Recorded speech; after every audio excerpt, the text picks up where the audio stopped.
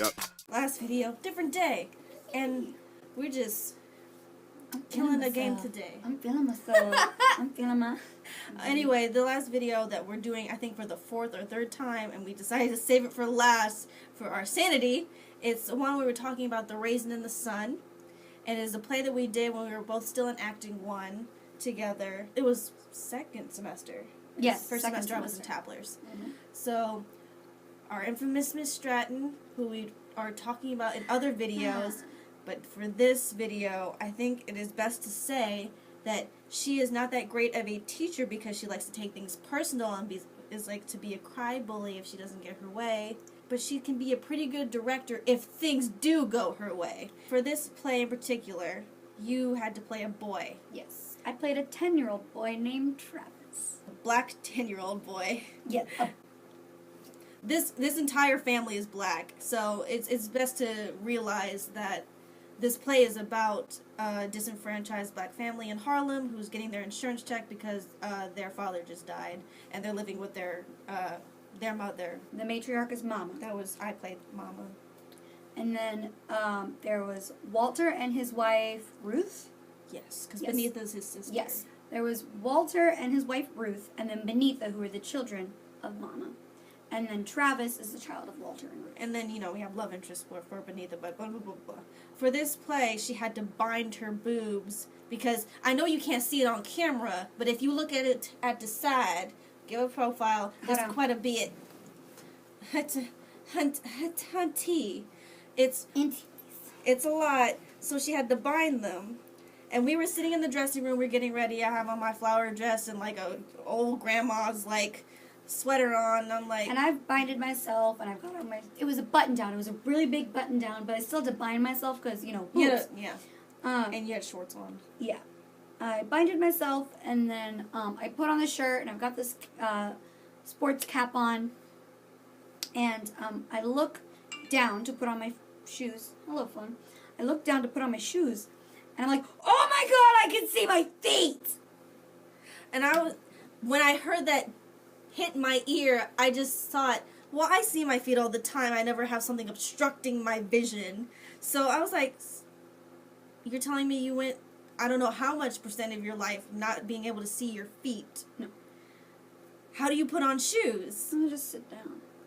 That just still doesn't make sense Or to me. lean up against a wall and lift my foot up and shove them on. That sounds like it's a pain in the ass. It is a pain in the ass. Fuck that. And in the back.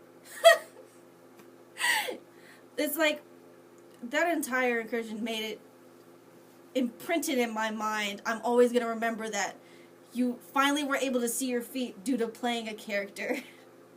And it's so funny.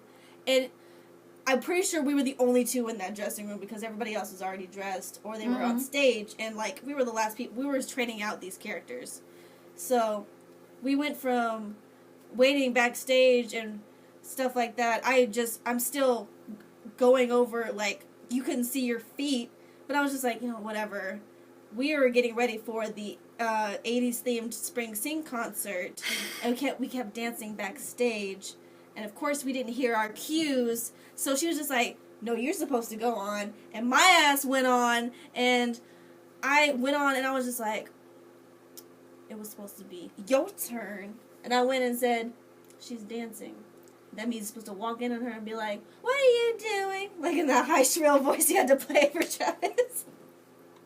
I didn't really have to change my voice at all, because if you haven't noticed, I already sound like a prepubescent boy. So, I didn't really have to change my voice. But it was super awkward, but it was not as bad as that girl But I had to laugh. said line. And she didn't have anyone. We were supposed to have a prompter backstage to help her with her lines. But, you keep going for the sake of going, and you improv it out, but she just didn't know how to do it. She said line. And she just stood there, and she said it 2 more times, and then finally, someone just bailed her out and came in, and I was like, oh, honey. Oh, so bad. Oh, it was so bad. But, we got the ending, though, with Ariel and, it was so good. But that's pretty much all that's on that story. Yeah. Having hobbies and having, passions like theater and choir were, the biggest things for us. And, singing is what gets me out of my bad moods and stuff like that. If I am feeling very sad or really bad about myself, That's one of the top things that I do. So I think for this video we're done. I hope to see you guys next time. I hope you guys like it. So bye-bye. I don't win shit, but it's cause I'm a man of the people. But when it come to it, man, I just don't see us as equals. Yo, make all advances, made in advance, and don't try and chance it. Where all your fans at, man? You don't need them. You call it cheating, she call it dancing. Where all the bands at? Turn a career to a hashtag. Fuck being humble, I'm past that. I don't do shit if it's half-ass. Can't have that, man. How I'm feeling, fuck your feeling.